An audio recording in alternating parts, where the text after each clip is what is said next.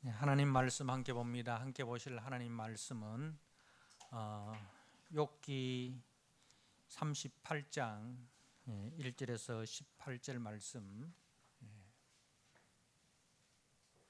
욥기 38장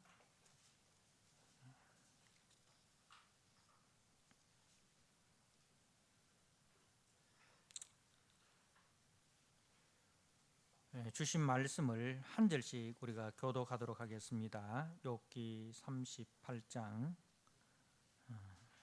1절입니다. 그때에 여호와께서 폭풍우 가운데에서 욥에게 말씀하여 이르시되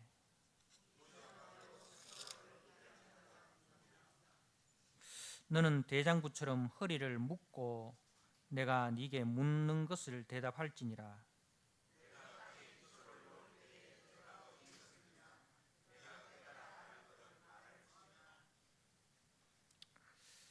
누가 그것의 도량법을 정하였는지 누가 그 줄을 그것의 위에 띄었는지 네가 아느냐.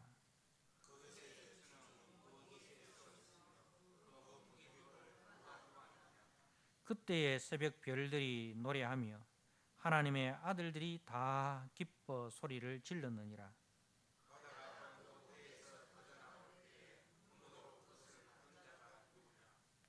그때에 내가 구름으로 그 옷을 만들고 흑암으로 그 강보를 만들고 이르기를 네가 여기까지 오고 더 넘어가지 못하리니 네 높은 파도가 여기서 그칠지니라 하였노라.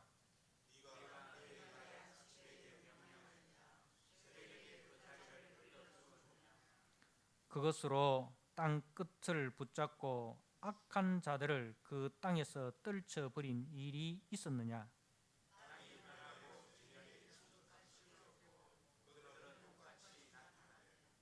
악인에게는 그 빛이 차단되고 그들의 높이 든 팔이 꺾이느니라.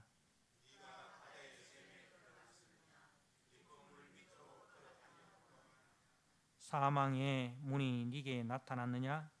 사망의 그늘진 문을 네가 보았느냐.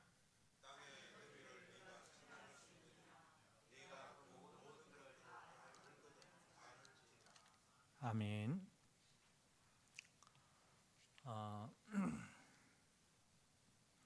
우리가 매일 성경을 통해서 이제 욥기를 묵상하는 중에 특별히 이번 주에는 이제 하나님의 말씀이 등장합니다. 드디어 욥이 그렇게 기다리고 애타게 갈구하던 하나님이 욥에게 나타나셨습니다.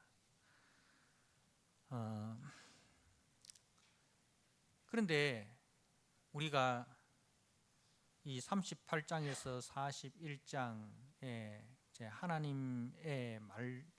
하나님이 나타나셔서 하시는 말씀을 읽는데 이것이 욥이 한 질문에 어떻게 대답이 되는가라는 그 궁금증이 생깁니다. 그 욥의 질문은 이제 그 악과 고난의 문제들을 다스리시는 하나님의 통치 지혜에 뭔가 오작동이 있는 건 아닌가 하는 그런 의심과 그런 질문을 합니다. 이제 욥의 친구들은 그 욥기 4장에서 이제 27장까지 이제 욥과 욥의 친구들의 대화가 나오고, 그다음에 28장에서 그 31장까지는 욥의 독백이 나오는데, 그 욥의 친구들의 주장은 이제 그 규범적인 그 지혜를 가지고 욥의 문제를 풉니다. 그 규범적인 지혜라는 것은 바로 보응의 신학이죠. 인과율의 신학이죠. 선한 자에게는 하나님께서 선을 베푸시고 악한 자에게는 하나님께서 악으로 갚으신다 라는 이 그 규범적 신학. 쉽게 이야기하면 우리가 신명기 말씀을 읽으면 이게 규범적 신학, 규범적 지혜구나는 것을 알게 됩니다. 그리고 잠언 말씀도 마찬가지이고요. 그러니까 하나님 앞에 제대로 신앙생활하는 자에게는 하나님께서 지켜주시고 보호해주시고 축복을 내리시지만 하나님의 말씀을 어기고 이제 그 말씀을 떠나서 세상의 기준과 가치를 따라 살아가는 사람에게는 하나님의 징계가 임한다는 이제 특별히 우리가 신명기 28장 말씀을 읽으면 이게 규범적 신학이구나, 규범적 지혜구나 하는 것을 알게 되는데, 그러니까 이 욥의 세 친구들은 그 신명기에서 말씀하시고 잠언에서 말씀하시는 그 지혜를 가지고 욥의 문제를 풉니다. 그 신학으로 욥의 문제를 풀면 욥이 뭐가 되는 거예요? 욥은 고난을 당하기 때문에 뭐가 되는 거예요? 악인에게는 뭐가 있다고요? 고난이 있잖아요. 그죠? 의인에게는 복이 있잖아요. 그죠? 그러니까 그 신학으로 볼 때에 욥은 악인이라. 왜? 욥에게 징계와 고난이 임하였기 때문에 욥의 친구들은 세세히는 알 수 없지만 겉으로 보면 의인인 채 하고 겉으로 보면 축복을 받은 사람인 것처럼 보이는데, 그런데 그 의인인 채 하는 사람이 복 받은 것처럼 보였던 사람이 하루아침에 그 모든 것이 다 무너져 버렸다는 거예요. 그러니까 이것은 하나님의 징계다. 하나님의 징계다. 자, 욥이 네가 의인인 채 하는데 분명 우리가 알지 못하는 하나님과 네만이 아는 그런 죄의 문제가 있다. 그렇기 때문에 너는 회개를 해야 된다. 그러면 하나님은 긍휼의 하나님이시기 때문에 너를 용서하시고 너를 다시 회복시켜 주실 것이다. 이렇게밖에 접근할 수 없는 거예요. 왜? 저들이 알고 있는 지혜가 거기까지이기 때문에. 그런데 거기에 대해서 이제 욥은 너희들이 이야기하는 거 다 맞다. 하나님이 어떤 분인지 내가 알고 있다. 그런데 나는 아무리 생각해도 이렇게 내가 하나님 앞에 징계를 받을 만한 죄를 지은 적이 없다. 그래서 이 문제는 다른 문제인 것 같다. 그러니까 우리가 알지 못하는 하나님의 지혜가 있다 이거예요. 그래서 그 하나님의 지혜로만 이 문제를 답할 수 있다. 그래서 나는 하나님의 법정에 서서 하나님께 묻고 싶다. 하면서 이제 욥이 이제 그 우리가 하늘 법정에 나아가는 것을 우리 보죠.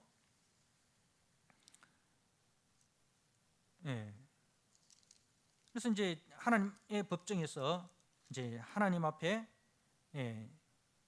서서 이제 고소를 합니다. 하나님께서 이 문제에 대해서 답을 해 주십시오. 이 문제에 대해서 답을 해 주십시오. 자기의 그 의로움에 대해서 이제 그 철저하게 변증을 하는 것을 봅니다. 그리고 이제 엘리후가 나타나는데, 엘리후가 뭐 좀 다른 것 같은데, 새 친구들과는 다른 것 같은데, 결국은 엘리후도 욥의 새 친구의 그 규범적 신학에서 벗어나질 못해요. 네. 뭐 자기는 다르다고 막 욥도 머럭하고 새 친구도 머럭하면서 이 젊은 사람 엘리후가 등장을 하잖아요. 뭔가 좀 다른 게 있는가 싶었는데, 뭐 표현은 좀 달라도 내용은 똑같아. 예. 그리고 이제 하나님이 이 등장을 하십니다. 오늘 38절에 그때에 여호와께서 폭풍우 가운데에서 욥에게 말씀하여 이르시되 무지한 말로 생각을 어둡게 하는 자가 누구냐? 너는 대장부처럼 허리를 묶고 내가 네게 묻는 것을 대답할지니라. 자, 이제 욥이 기다리던 하나님이 등장을 하셨습니다. 욥은 하나님이 어떻게 등장한다고 진짜 욥이 하나님이 등장하실까? 진짜 하나님이 나에게 대답하실까? 그런 의심을 가지고 있기도 했지만, 만약에 하나님이 등장한다면, 욥에게 등장한다면 하나님이 어떤 모습으로 등장하실까? 욥이 기대한 하나님은 어떤 하나님이었겠습니까? 여러분 같으면, 여러분이 욥이라면 어떤 하나님을 기대하고 계셨을까요? 지금 나타나는 하나님은 어떤 하나님인 것 같아요? 자비로우시고 긍휼이 많으시고 우리를 이해하시고 품어주시는 하나님처럼 보입니까? 야단치고 호통치는, 막 울고 있는 애한테 더 울리는 그런 하나님처럼 보입니까?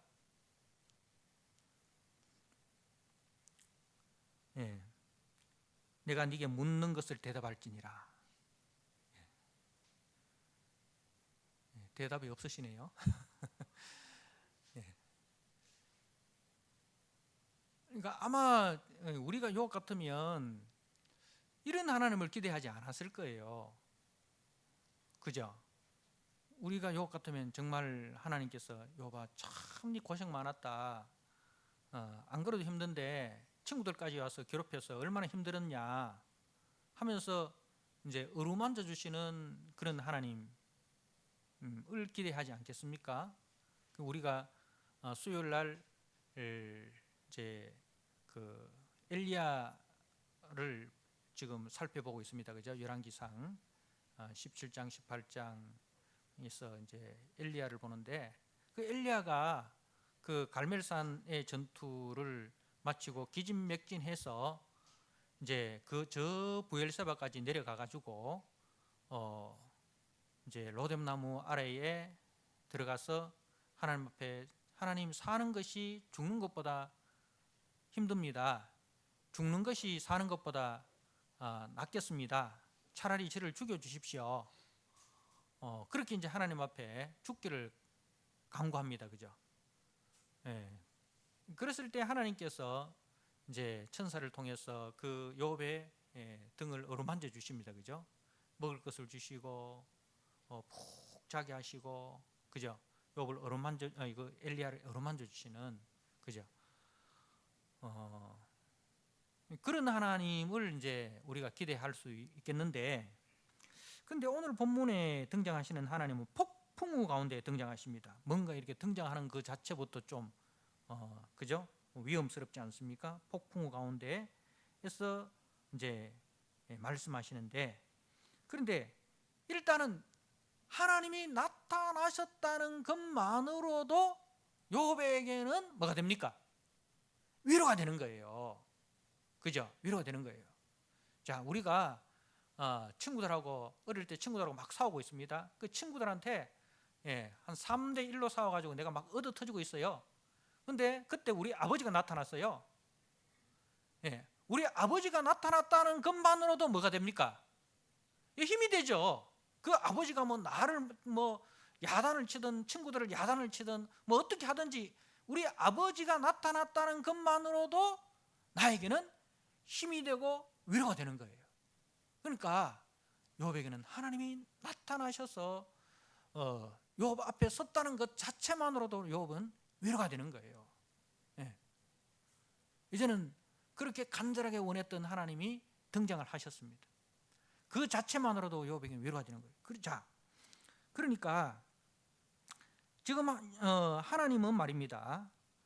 요업이 생각하기에는 우리 하나님 너무 멀리 계신 하나님, 내가 아무리 찾아도 찾을 수 없는 하나님, 내가 아무리 만나려고 해도 만나주지 않는 하나님. 그러니까 요업에게는 하나님이 어떤 하나님입니까? 멀리 계신 하나님, 그죠? 멀리 계신 하나님, 그리고 나에 대해서 무관심하신 하나님 으로 생각했는데 아니, 다 듣고 계셨어요. 그 친구들과 요업의 대화의 현장에 하나님이 계셨다는 거예요. 요업은 알지 못했지만 하나님은 거기도 계셨어요. 그리고 저들의 이야기를 다 들으셨어요.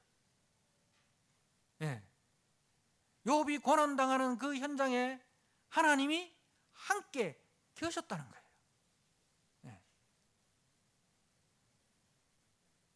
그분이 바로 우리가 믿는 하나님이라는 거죠.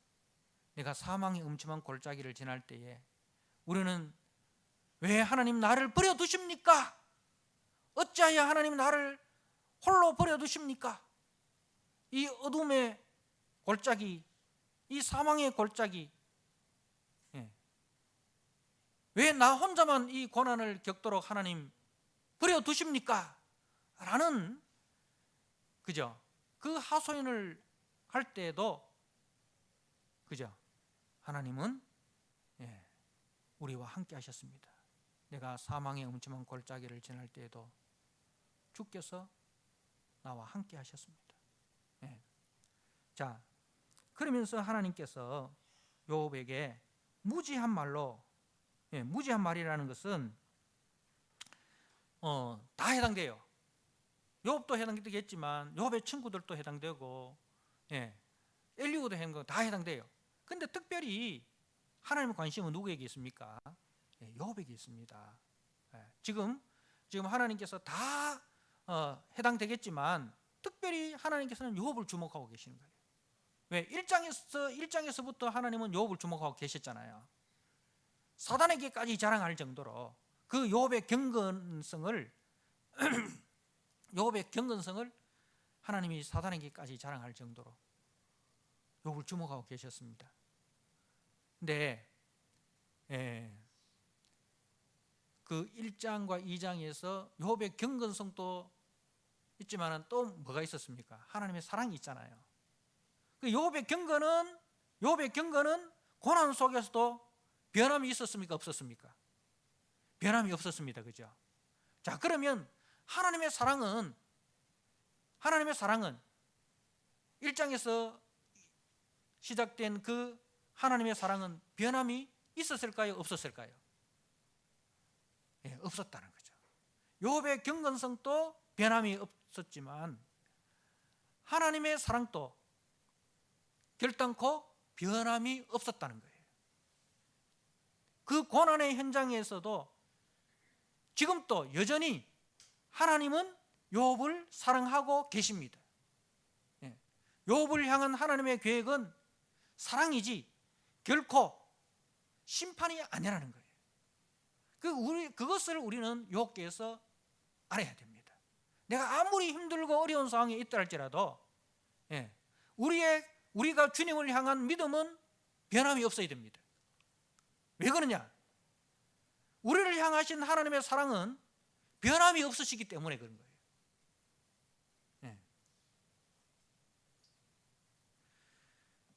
자, 이 무지한 말로 이 무지한 말을 한 자들, 그중에 특별히 하나님께서 욥을 주목하는 이유가 거기 있습니다.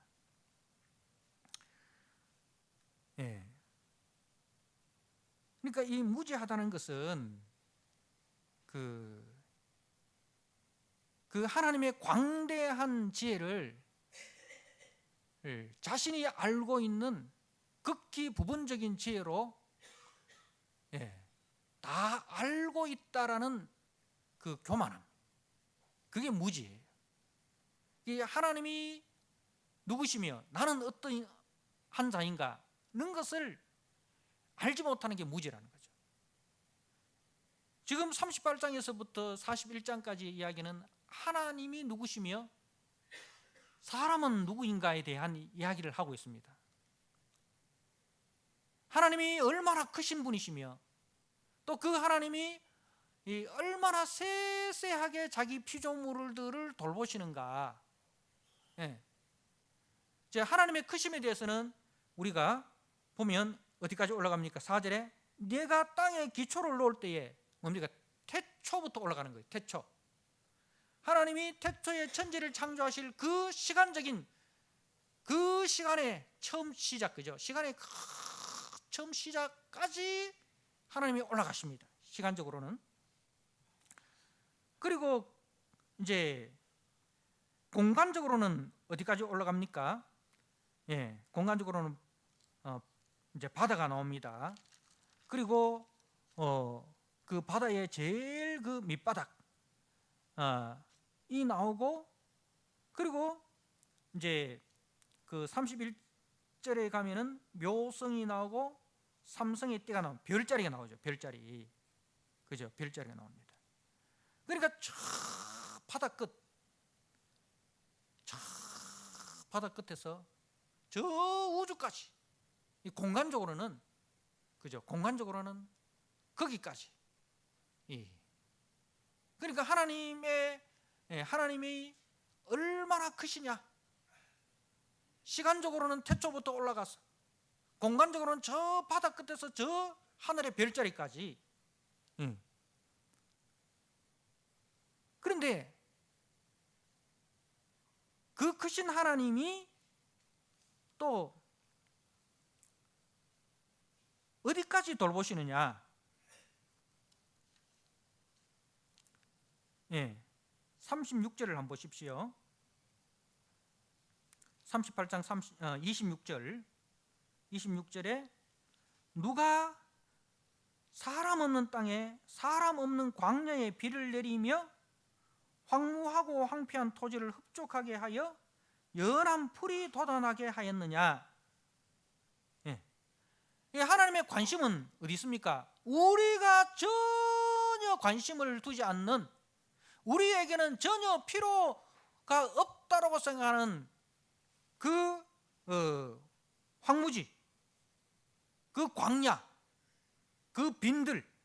자,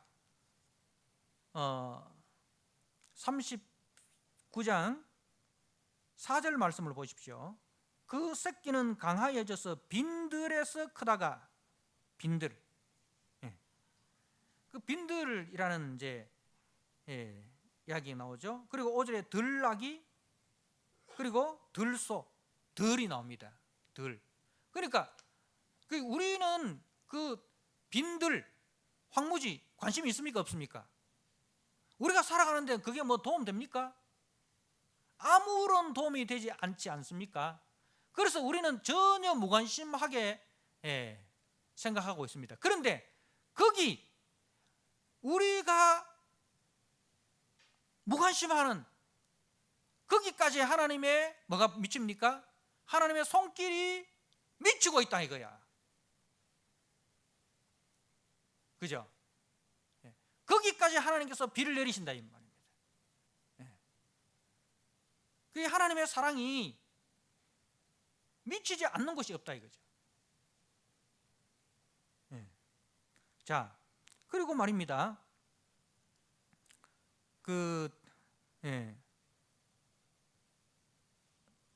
39장에 보면 산염소가 나오고, 그 다음에 빈들에서 자라는 들나귀가 나오고 들소가 나오고, 이게 우리한테 뭐 도움이 됩니까? 얘들이, 여러분, 얘들이 뭐 우리한테 도움이 됩니까? 우리가 산염소를 길들일 수 있습니까? 들나귀를 우리가 길들여 가지고 뭐 어디에 이용할 수 있습니까? 들소의 그 힘을 우리가 어디에 이용할 수 있습니까? 우리가 할 수 없잖아요. 우리에게 전혀 도움되지 않는 버려진 그 존재들에게까지 하나님은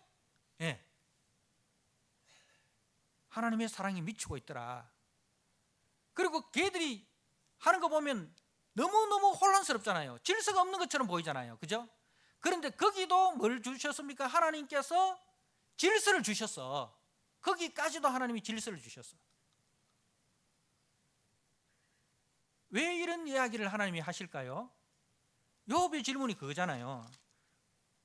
하나님이 질서가 없는 것 같아요. 의인에게는 상을 주시고 악인에게는 고난을 주셔야지 왜 악인에게는 형통하게 하시고 의인에게는 고난을 주십니까? 하나님 너무 무질서하지 않습니까?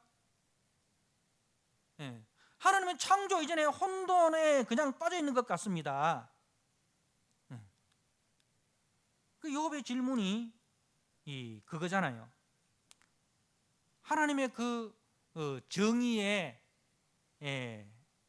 원리가 제대로 작동되지 않는 것 같습니다. 하나님의 그 말씀의 원리가 제대로 작동되고 있는 것 같지 않습니다. 하나님의 창조 세계가 혼돈 가운데 빠져 있는 것 같습니다.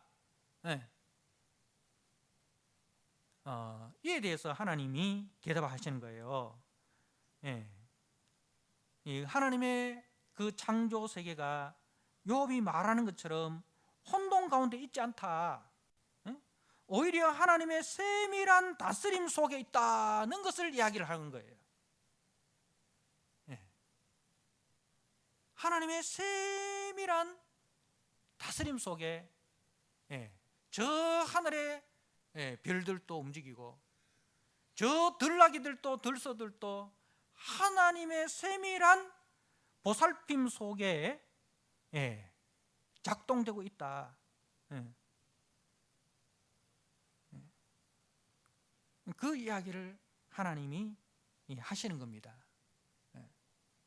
38장 39장의 이야기는 바로 그 욥이 하나님이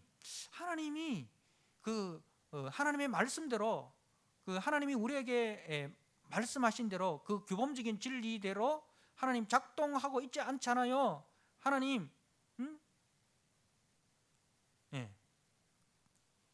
거기서 이제 하나님께서 무지한 말로 생각을 어둡게 하는 자가 누구냐. 이 생각이라는 것은 하나님의 뜻, 하나님의 지혜를 말합니다.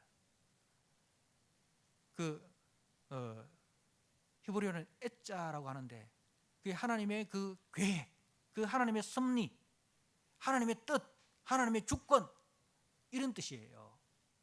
그러니까 막 그 욥은 뭐예요?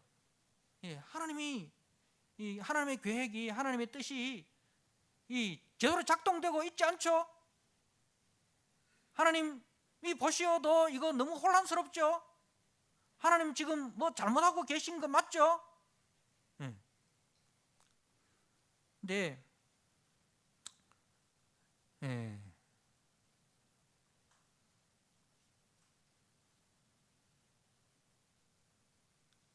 그 하나님의 애자, 하나님의 뜻, 하나님의 지혜를 어둡게, 무질서하게, 혼돈스럽게 지금 이야기하는 사람이 누구냐? 네가 알고 있는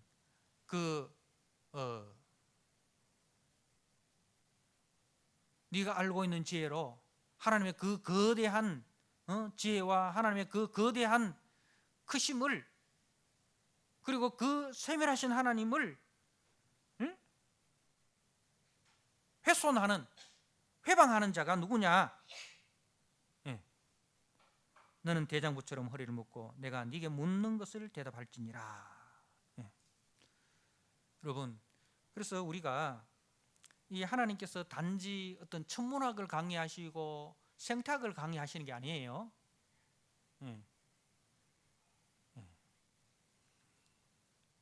이제 4절에 보십시오. 내가 땅에 기초를 놓을 때에 하나님께서 기초를 놓으셨습니다. 땅에 기초를 놓으셨어요. 예. 누가 그것의 도량법을 정하였는지, 누가 그 줄을 그것 위에 띄웠는지, 그러니까 이 지구를 만드시고 그 지구를 붙들고 계시고 지구의 그 크기를 계획하시고, 그죠? 계획하시고 그 지구를 이렇게 그 공간 속에서도, 그죠? 그 우주라는 그 공간 속에서 이 지구가 어디에도 떨어지지 않고 그 자리에서, 그죠? 그 자리에서 그냥 있도록 그것의 주추는 무엇 위에 씌웠으며 그 모퉁이 돌을 누가 놓았느냐. 그러니까 하나님이 뭐예요? 하나님은 세우시는 분이라는 거죠. 세우시는 분. 계획하시고 그것을 세우시고 그 세운 대로 뭡니까? 한치의 오차도 없이 운행하시는 하나님이시다. 예. 그리고 바다를 이야기합니다. 바다가 그 모태에서 터져 나올 때에 문으로 그것을 가둔 자가 없느냐. 바닷물이 그렇게 많아도 여러분 흘러 넘칩니까? 안 넘칩니까? 안 넘치잖아요. 파도가 그렇게 거세게 쳐도 하나님이 정하신 그 범위까지만 딱 쳐요. 그게 왜 그러냐?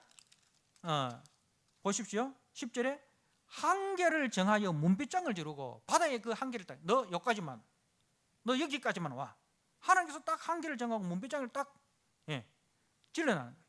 이러기를 네가 여기까지 오고 더 넘어오지 못하리니 네 높은 바다가 여기서 그칠지니라. 하나님 그렇게 딱 명령을 하셨다 이거예요. 그 큰 바다를, 여러분, 그 큰 바다의 물을 우리가 담으려면 얼마나 큰 그릇을 준비를 해야 되겠습니까? 그 요동치는 바닷물이 넘치지 않게 하기 위해서 우리가 어떻게 해야 되겠습니까? 오늘 감히 우리는 어떻게 상상이 안 되잖아요. 그런데 하나님은 그렇게 하셨다 이거예요. 그렇게 크신 하나님이 그렇게 정확하시다 이거예요.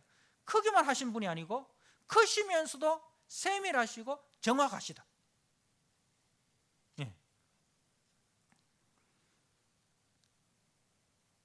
그러니까 하물며 너희일까 보냐, 그 말입니다. 이 이야기를 하시는 이유는 하나님의 형상으로 지음받은 인간을 하나님께서, 우리가 이 말씀을 읽으면서 요나서가 기억나지 않습니까? 요나서. 그 니느웨 백성이 좌우를 분별하지 못하는, 그죠? 그 백성들을 하나님이 아끼지 아니하시겠느냐. 불신자들이라도 하나님 그렇게 아끼시는데 우리를 하나님께서 그렇게 내어버려 두시겠느냐. 그 이야기를 하시는 거예요. 그래서 하나님의 사랑에는 변함이 없다. 우리를 향한 하나님의 사랑에는 변함이 없다.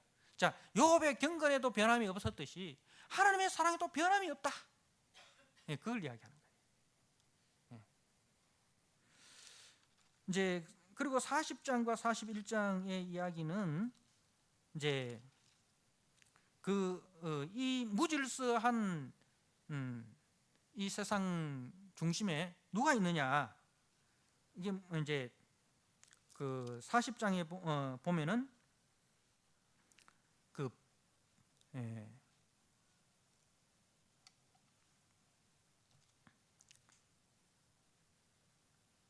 15절에 보십시오. 베헤못이라고 나오죠. 베헤못. 그리고 41장에는 보면은 41장 1절에 리워야단이라고 나오죠. 이게 뭐냐? 이제 그 우리가 베헤못 해놓고 1 해놓고 그 밑에 내려가니까 뭐라고 되어 있습니까? 1 해놓고 그 제일 밑에 내려가면은 하마로 볼 수도 있다. 그 다음에 리워야단 해놓고 2 해놓고 밑으로 내려가니까 악어로 볼 수도 있다. 이렇게 해놨어요. 근데 이게 이제 제가 참 욥기가 참 어려운 책입니다. 특히 이 38장에서부터 이 하나님의 말씀이 이게 진짜 어려워요. 그래서 이걸 해석하는 학자들마다 이렇게 많이 다른 부분들이 있는데, 근데 제가 이렇게 책을 찾아보는 중에 그 욥기를 전공하신 그 교수님의 책을, 저 고신측에 계시는 그 교수님인데, 그분이 이제 욥기로 박사학위를 받고 욥기를 늘 공부를 하신 분인데, 그분이 하는 이야기가 저한테는 이거구나라는 생각이 들더라고요. 이제 이게 하마와 아그가 아니라 이제 다니엘서와 계시록에서 나오는 그 바다짐승, 땅짐승, 그러니까 이 사단이라는 거죠. 그래서 이 베모스는 사단의 조정을 받고 있는 권력을 이야기하고, 리워야다는 이제 용, 사단으로 보는 거예요. 그러니까 이 혼돈스러운 세상이 어디서 왔느냐? 누가 이 하나님의 그 창조 질서를, 하나님의 이 구속의 그 사랑을 대적하고 있느냐? 그게 뭐냐면은 사단이라는 거죠. 그 사단과 사단의 다스림을 받고 있는 권력. 근데 이것에 대해서 하나님은 반드시 심판하시겠다. 반드시 심판하시겠다. 그 이야기를 하고 있습니다. 그래서 이제 3절에 보면은 42장 3절에 무지한 말로 이치를 가리는 자가 누구니까? 무지한 말로 이치를 가리는 자가 누구니까? 나는 깨닫지도 못한 일을 말하였고 스스로 알 수도 없고 헤아리기 어려운 일을 말하였나이다. 이게 이제 제가 시편 131편을 말씀을 할 때에 이 본문을 제가 한번 인용을 했죠. 혹시 기억이 나십니까? 시편을 한번 보시기 바랍니다. 욥기 넘어 시편 131편에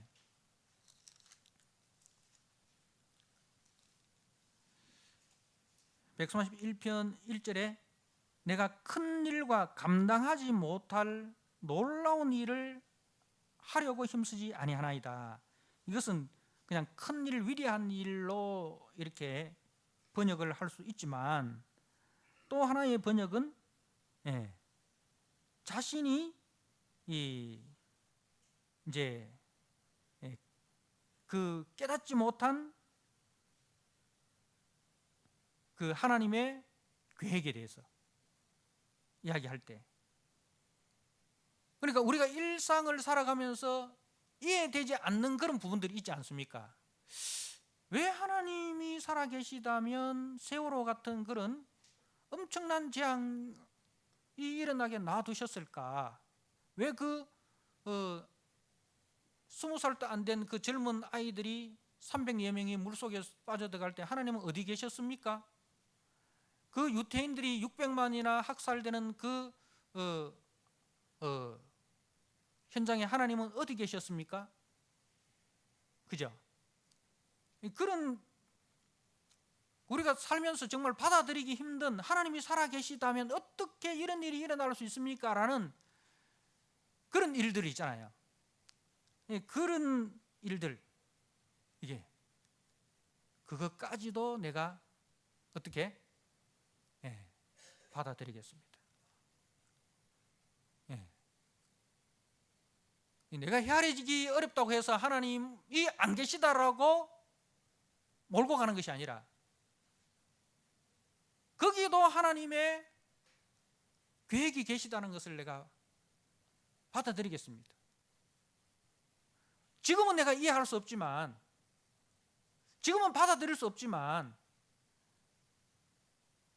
그 속에도 내가 알지 못하는, 우리가 알 수 없는 그 하나님의 그 섭리가 있고 하나님의 뜻이 있음을 나는 받아들이겠습니다. 내가 믿을 수 있는 것만 믿는 것이 아니라 내가 믿지 못하는 그 상황도 나는 믿음으로 받아들이겠습니다. 그런. 그래서 이제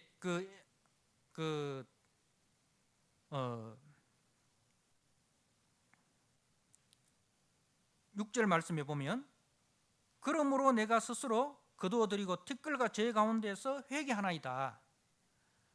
나는 이 회개라는 말이 이 히브리어에는 니함이라고 되어 있는데 두 가지로 번역할 수 있어요. 회개로도 받아들일 수 있고 위로라고도 받아들일 수 있어요. 그런데 이것이 문맥상 그리고 언어 구조상 보면은 회개가 아니고 위로라고 보는 것이 더 타당하다, 그렇게 이야기를 합니다. 여러분, 왜 그러냐 하면 내가 스스로 거둬들이고 티끌과 제 가운데서 위로받습니다. 그게 하나님의 그 크심과 하나님의 그 세밀하심과 나를 향하신 하나님의 그 사랑을 알고 내가 위로를 받습니다. 내가 이렇게 다 망하고 내 몸에 이렇게 만신창이 병들어서 만신창이가 된 이 가운데서도 하나님의 말씀을 듣고 나는 위로를 받습니다. 그 뜻이에요. 네. 그러니까 우리가 이런 말 있잖아요. 조문도 석사가이, 아침에 도를 깨달으면 저녁에 죽어도 좋다. 그러니까 도를 깨닫고 나니까 하나님을 통해서 그 하나님의 일하심과, 그죠? 그 하나님의 사랑하심과, 하나님의 그 능력과 하나님의 그 세밀하심을 듣고 나니 이제 죽어도 여한이 없습니다. 예수님이 이 성전에 들어가셨을 때에 8일 할례를 받고 정결례식을 따라서 성전에 들어가셨을 때에 그 시몬과 안나가 뭐라고 해요? 이제 종으로 편안하게 이제 눈을 감게 하신다, 그 이야기했잖아요. 이제는 죽어도 여한이 없습니다. 그 정도로 위로를 받는다는 거죠. 하나님 그러니까 이게 그 하박국 선지자가 그 노래 하지 않습니까? 하나님의 그 은혜를 알고 나니까 하나님의 왜 하나님, 우리가 암만 그래도 바벨론보다는 낫잖아요. 어떻게 바벨론을 들어서 우리를 징계할 수 있단 말입니까? 이건 말이 안 되잖아요. 그게 이제 하박국의 질문 아닙니까? 그죠? 그 성루에 올라가서 하나님께 데모하잖아요. 하나님 이거 뭐 잘못된 거 아닙니까? 우리 이스라엘이 암만 잘못해도 저 하나님 믿지 않는 바벨론보다는 그래도 낫잖아요. 그런데 어떻게 바벨론을 들어서 우리를 징계하신단 말입니까? 근데 이제 하나님의 그 대답을 듣고 바벨론은 징계의 도구다. 그리고 그 징계를 통해서 너희들을 하나님께서 새롭게 할 것이다. 남은 자를 구원할 것이다. 그 하나님의 구원 계획을 알고 주여 주의 일을 수년 내에 부응케 하옵소서. 이 말은 뭐냐면은 그러니까 하나님의 계획을 빨리 진행하십시오. 하나님 맞습니다. 하나님이 맞습니다. 하나님 빨리 우리나라 저 바벨론을 들어서 징계하시고 징계하셔서 우리를 빨리 새롭게 회복시켜 주십시오. 그 이야기예요. 그 하나님의 계획을 듣고 나니까 뭡니까? 뭐가 마르고 포도나무가 열매가 없고 감람나무에 소출이 없고 우리의 양이 없고 외양간에 소가 없을지라도 나는 구원의 하나님을 인하여 기뻐하리로다. 그 감격이 터져나오는 거예요. 그 감격이 터져나오는 거예요. 이게 믿음입니다. 이게 믿음이에요. 이게 신앙생활입니다.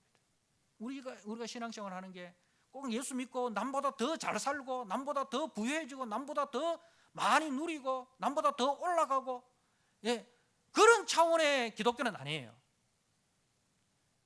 그런 차원의 기독교라면 여러분 교회 다닐 필요 없습니다. 절에 가도 그걸 가르치잖아요.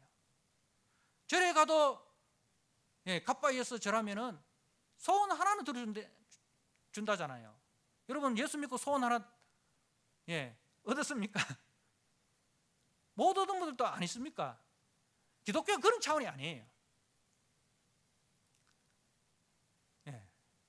더 우리가 믿는 예수, 우리가 믿는 하나님은 감히 세상이 상상할 수 없는 세상의 어떤 그 지혜와 세상의 어떤 그 지식으로는 만들어낼 수 없는 거예요. 우상은 만든 거예요. 다른 종교는 사람이 만든 거예요. 사람이 하나님을 찾아가는 거예요. 그러나 기독교는 뭐예요? 하나님이 사람을 찾아와요. 말씀이 육신이 되어 우리 가운데 오시는 거예요. 하나님이 우리를 찾아오시는 거예요. 그게 기독교예요. 그래서 하나님께서 우리를 향한 계획은요, 상상할 수가 없어요. 우리를 어디까지 인도하신다고요? 예수 그리스도와 같은 영광스러운 몸의 부활로 우리를 인도하신다니까요. 여러분, 아무리 많이 가져도 결국은 죽잖아요. 그죠? 결국은 죽잖아요. 생명 없음이잖아요. 근데 우리에게는 뭐가 있어요? 거지 나사로처럼 살아도 우리에게는 뭐가 있어요? 예수의 생명이 있어요. 그래서 저들도 주님의 나라에서 주님과 함께 왕노릇하게 된다니까요. 그리스도와 같은 영광스러운 몸의 부활로 나타난다니까요. 그러니까 거지 나사로처럼 살아도 괜찮다 이거죠. 그걸 알면 주님 좋습니다. 내가 지금 거지 나사로인데 이대로 내가 살다가 죽어도 좋습니다. 이대로 살다가 죽어도 좋습니다. 내 병이 안 나아도, 우리 집안의 형편이 안 나아도 주님 놓치지 않겠습니다. 주님 붙들고 가겠습니다. 주님을 향한, 나를 향한 주님의 사랑이 변치 않듯이 나도 주님을 향한 경건이 변하지 않겠습니다. 이게 욥의 고백입니다. 이게 하박국의 고백이고요. 그런 고백이 이 욥기를 통해서 저와 여러분들에게 동일하게 나타나시기를 주님의 이름으로 부탁드립니다. 아멘. 하나님 아버지, 하나님은 우리가 상상할 수 없을 만큼 크십니다. 그리고 그 하나님은 우리가 상상할 수 없을 만큼 세밀하십니다. 하나님의 계획과 하나님의 시간표는 너무너무 완전하시고 완벽합니다. 우리는 다 알 수 없습니다. 그러나 그 하나님을 믿고 우리가 따라가게 하여 주옵소서. 욥이 하나님을 만나고 하나님의 그 크심 앞에, 하나님의 그 세세함 앞에, 하나님의 그 완전하심과 풍성하신 사랑 앞에, 하나님, 내가 이 죄 가운데 있지만은 그 하나님으로 인하여 위로를 받습니다 라고 고백했듯이 우리도 그 하나님으로 인하여 우리의 처지와 형편이 그대로일지라도 그 하나님으로 인하여 우리가 위로를 받게 하여 주옵소서. 그 하나님의 계획과 하나님의 지혜를 알므로 우리가 위로를 받게 하여 주옵소서. 하나님 아버지, 하나님의 사랑이 변치 않듯이 우리의 믿음 생활, 우리의 경건 생활도 절대로 변하지 않는 그런 굳센 믿음의 성도들로 세워지게 하여 주옵소서. 예수님께 하신 이름으로 기도드리옵나이다. 아멘.